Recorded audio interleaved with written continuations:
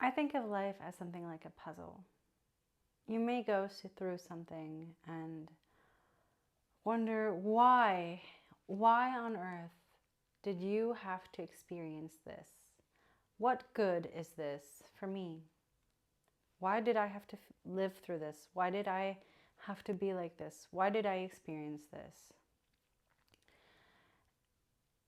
And it might not be until 10 or 15 years later that you randomly get a thought and be like, hey, because of that, I can now do this. For example, I grew up with crippling OCD. Um, from my childhood through teenage years and early adult, I had an extremely tough time with OCD. I had the kind that's contamination related, meaning, well, it started with childhood bullying. I was bullied by someone, and then whatever he touched was contaminated. I couldn't touch it. I had to wash my hands, and I avoided it. For example, was a binder I had at school. Whatever that touched was dirty. And then I had that at home, put it on a staircase, and then that staircase was dirty. And since it's contamination, whatever that touched would then spread. So if someone touched the binder and then touched something else, that also became dirty. Mind you, there was nothing actually dirty about any of this. It's all mental, it's all psychological. And eventually, everything around me was contaminated. And it only got worse with the way it was treated. If someone in my family could not understand why I had this condition and why it manifested in the way it did, well, that mistreatment of me then also made them a contaminant. Whatever they touched then became dirty. And unfortunately, that then showed itself in that I couldn't touch anything in my home besides my bed. That was my one safe space. I couldn't touch my sister, I couldn't touch my mom, I couldn't hug them, I couldn't touch anything they touched without washing it off with water. I couldn't sit in our car without taking a wet washcloth and washing it down. I identified with some people who I thought were odd at school, who were in some way slightly disabled, and I identified with that. It triggered in me something, and then I was at that time repulsed by my own actions because I was continually reaffirmed that what I was and how I behaved was not normal. I was called alien. I was persecuted for my behavior. I was hurt emotionally. I was blackmailed emotionally, and I lived in absolute terror that my classmates would find out about this, that my social circle would find out that I was a freak. And that's how I considered myself. And it was grueling, absolutely grueling. But it did give me the benefit of a crazy good memory because, well, contamination wise, my mind would go through when I was assessing whether to touch something or whether something had been contaminated. My mind would go through all of the steps of where this thing has been, what it has touched, and who touched it. Basically, tracing every single step of wherever it had been. And that has become a superpower for me. I've got a really good memory and I'm incredibly directionally aware. I always know exactly where I'm at, even in a brand new city. If I've been through a place once, I'll always be able to recognize it, even if I come from a completely different angle. all I need to see is a cue or a clue that leads up to that area, and I'll know exactly where I am. I don't really need a GPS if I've been through an area once, and that's pretty darn cool. It's a superpower of mine now, and it stemmed from having incredibly crippling OCD. And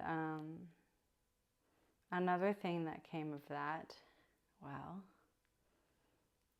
is my belief in me, that I can handle anything.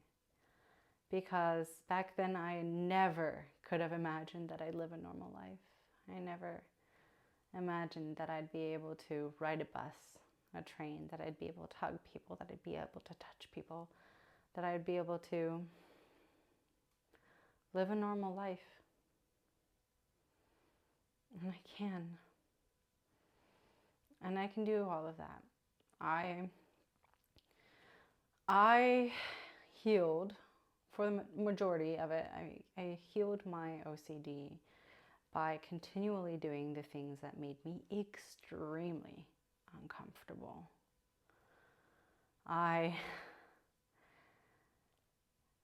It started with going away on vacation with my mom and my sister to visit family, saying that for 3 weeks, I'm going to be able to touch anything and everything, and I can hug my mom, and I can hug my family members, and I can sit on the bus, and I can do things that I usually can't.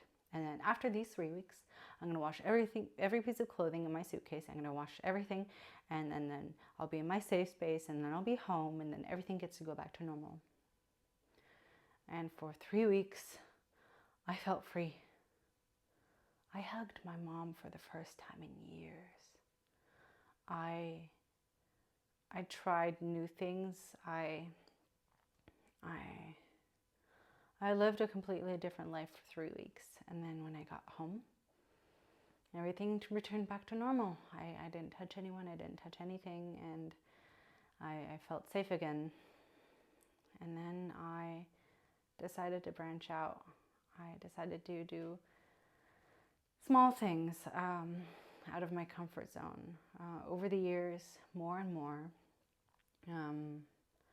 And even over the last couple of years, I still train myself to be okay with certain things. For me, the floor is and always has been dirty, especially if you walk around in shoes.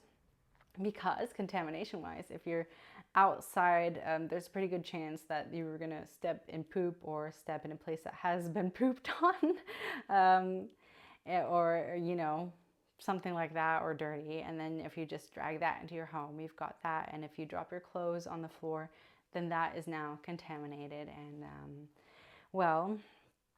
now when something falls on the floor, I pick it up and I set it aside, and I'm like, don't think about it.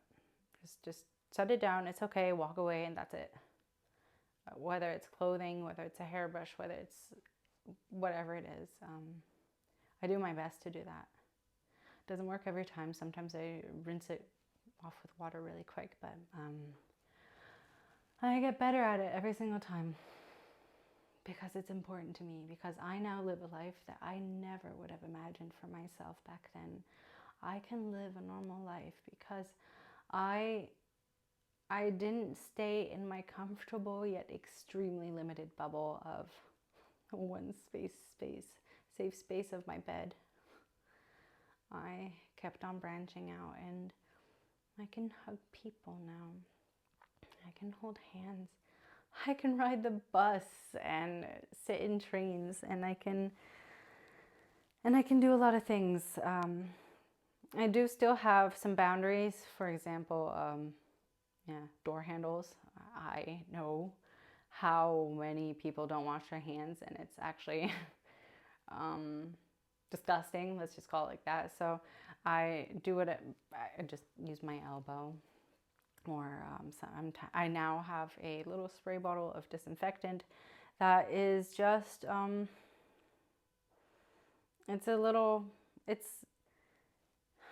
it's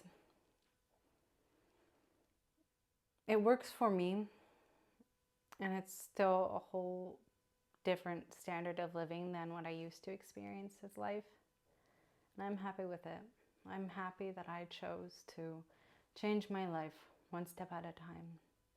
And I'm sharing this because I, for sure, am not the only person on this earth that suffers from OCD or has suffered from it. So I'm sharing this because I have changed my life in a way that I never imagined possible.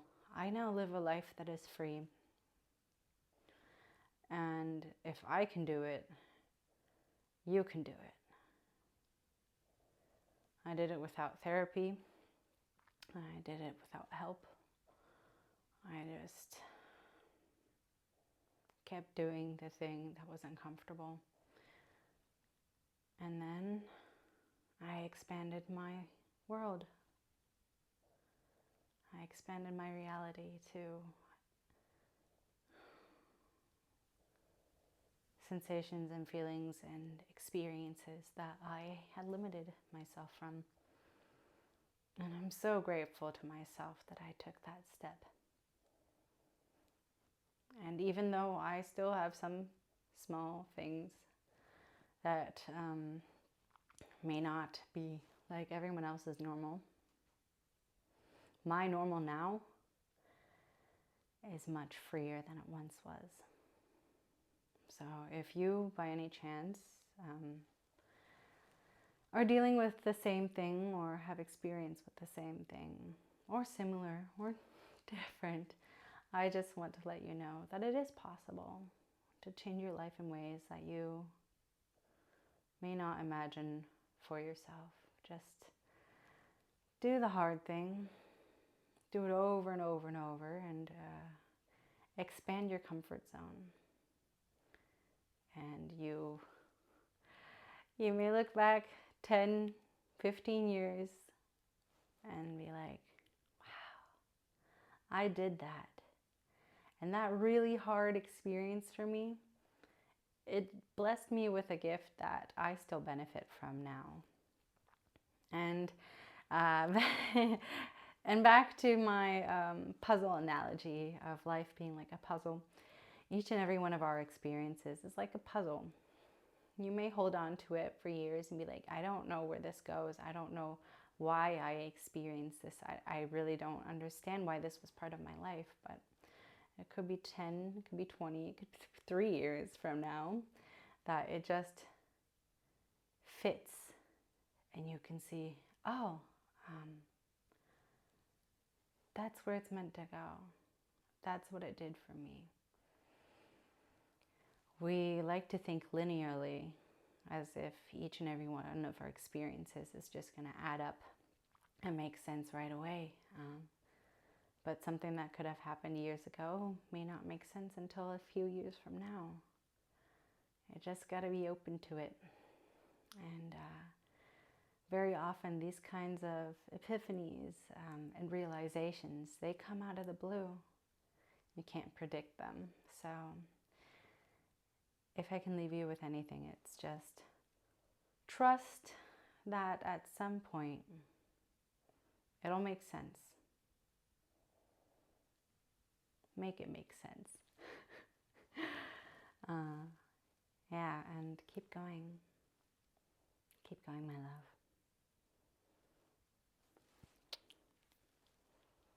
Thank you for listening.